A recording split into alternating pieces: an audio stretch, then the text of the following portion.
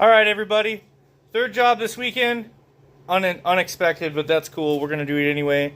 We're going to replace some brake pads on a 2001 Chevy Tahoe. I already got the wheel off. You guys know how that goes. Air gun, yada yada. Pretty simple stuff. These two bolts are 18 millimeters, so we have to pop the slide pin bolts off. We're going to pull the slide pins out. We're going to clean them both up. We're going to re-grease them and put them back in with a brand new set of pads. We'll depress the caliper. I'll show you one side, and that's pretty much it because they're both the same, just like I showed you every other video. So stay tuned, guys. It'll be fun.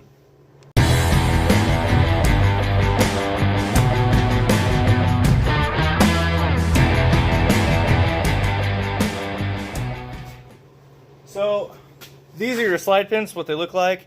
That's actually in pretty good condition. The grease is still really wet. You can see that it's really smooth across.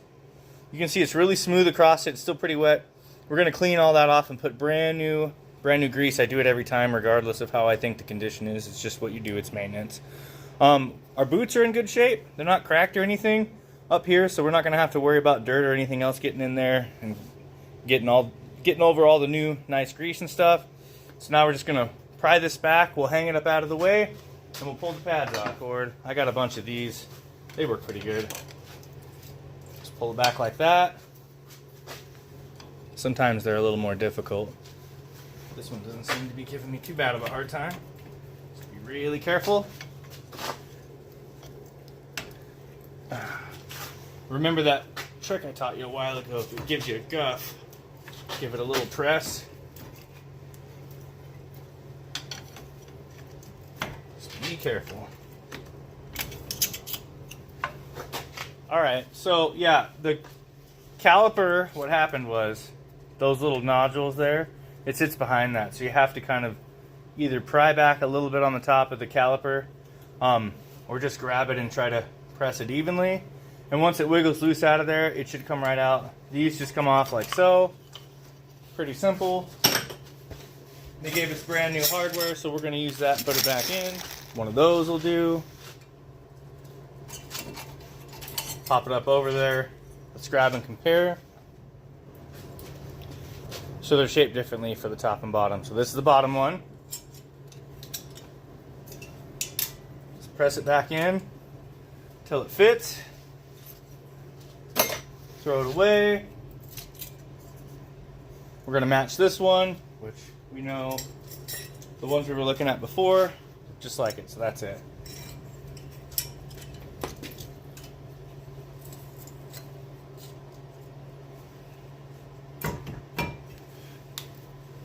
Let that side in. Make sure your hardware mounting pieces fit back where you put them. Nice and snug. You don't want any noise coming out of that later. So if you're going to O'Reilly's, just grab a set of those. They'll tell you which ones, but this is what we picked up. The SC 785s. So while everything's off, we are going to clean up all the old stuff. Behind the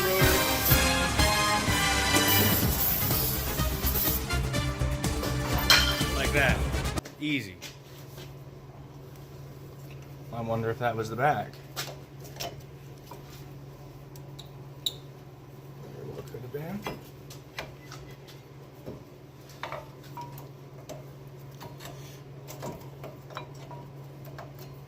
Alright. Yeah, just slip it in past there. Pretty simple. Now we need our caliper depressing tool. We're going to depress the caliper. Pretty sure I'm on... Make sure you know which direction it's going. Probably grab your extra couple big feet on there. And if you're doing all four sides, what happens when you do this is the brake fluid will put itself back in the reservoir. And if you just want to check it after you do the front or the back, whichever side you decide to start with, because your reservoir may overflow. It's a good idea to leave the cap off, try to remove a little after the first job. You can always put some back later. Alright, so we got that all put back in. So we're going to put that back on here. We're going to set it back where it goes. Should fit right over the pads. Careful the boots. Alright, we got our boots set up. I already cleaned these off. But don't forget the shmoo. Every time, always replace it.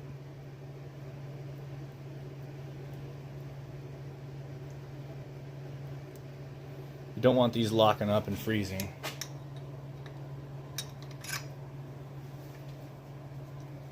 Same thing with this. I think you guys need to be a little bit lower. I don't think you can see the bottom of this. Put her in the bottom. Same thing. You know, I've been coming across a lot of problems with dealerships and brake places having issues diagnosing cars. Don't know what the problem is with people. All you have to do is like actually look at something. I don't know if they don't want to pay their guys to diagnose it right, or if they're just trying to be thieves and upsell people. So emotional damage. That's all done. We'll do the other side wrap up and get you one more quick fit. Special edition. Boom. Or is it two? Yeah.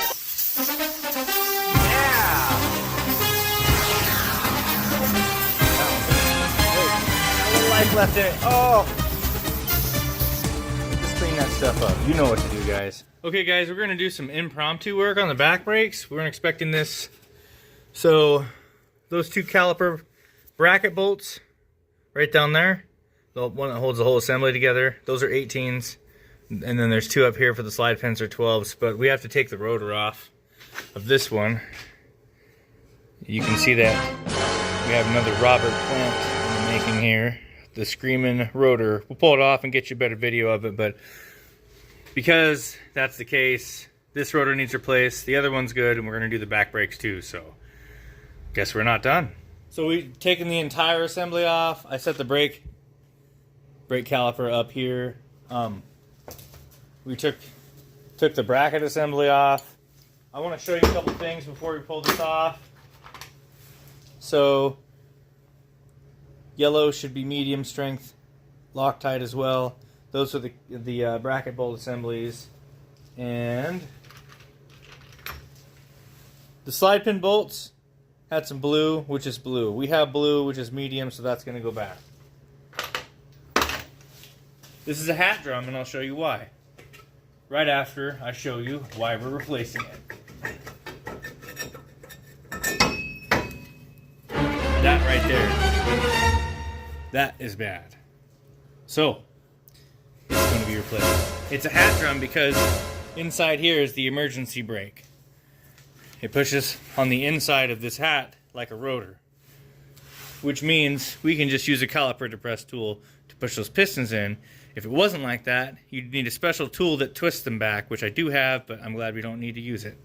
So now we're going to clean this off, replace it with a brand new rotor, put some new pads on the back side.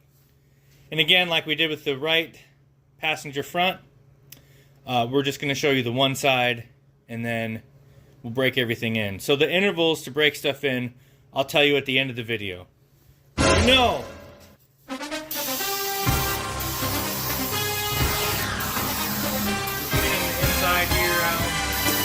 All the dust. Then we'll get a rotor on and clean that up. So anyway, I matched the rotors up, and they matter, they're different. The caliper piston on this has two pistons, and it's like, I think 180 some millimeters, or 380 millimeters, I believe. This is the part number we use for ours, and that's the rotor we're going to put on. And then the brake pads we're using, and we got all these at O'Reilly's, also not sponsored. That's our rear pads. There you go. So let's get everything on. We'll clean that up. We'll get it ready.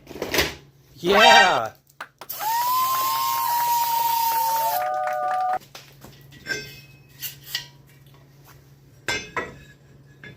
All right.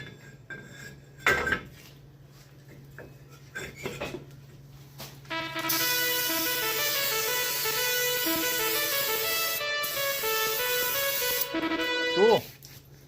We'll get the brakes on. Okay, so I just want to show you guys. Ooh, look at that rust coming out of there where the slide pin was. Both the slide pins needed to be cleaned off. This one's probably the worst of the two. We're going to clean all four slide pins off and re-grease them, but again, like earlier today, I was doing or actually it was yesterday, we did a Ford Focus. I can leave a link in the description of that video. But yeah, this is pretty important to do. The greasing of the slide pins needs to happen every time that you replace the brake pads. So just make sure you're doing it. We're going to redo it on this.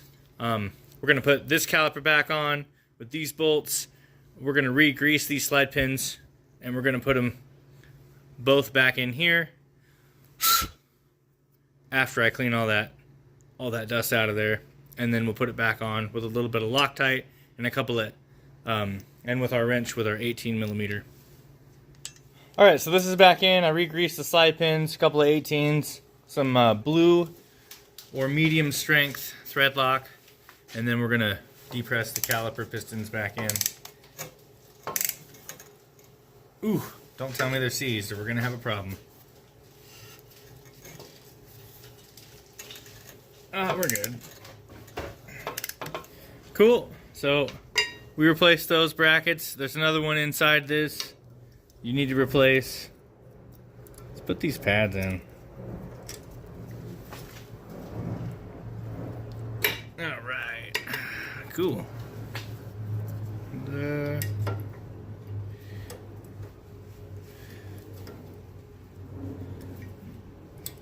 Trick of the day. We're going to put a little bit of Loctite on this. I just like to drown them. No, I'm kidding. Just do a little bit on the tip of the thread. Remember how we saw it? Like that? That's good. We already depressed the caliper.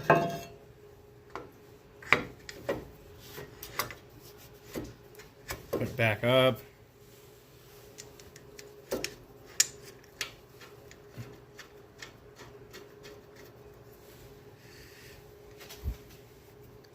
Alright, let me get that bottom one. Yeah, I got a little on my thumb. It ain't gonna hurt nothing. These caliper pin bolts are just 12mm. Here. Okay, that's all done. We'll get the other side done, and then we'll go break them in. So the break-in intervals, I'm just gonna tell you right now, you wanna go 3 sets of 10 or 15, more like 15. So 3 sets of 15, 3 sets of 25, and 3 sets at 35 miles an hour. And you don't slam on the brakes.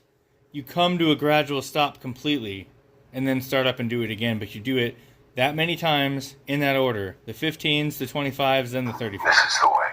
That should set your brakes in. If you still have problems, try one more set or another set at the 35 miles an hour, and it should set them in, made them to the rotor surfaces, and you should be good to go, guys. So let's get over to the other side. We'll finish that up, and we'll do a small follow-up. Guys, you know what we have to do?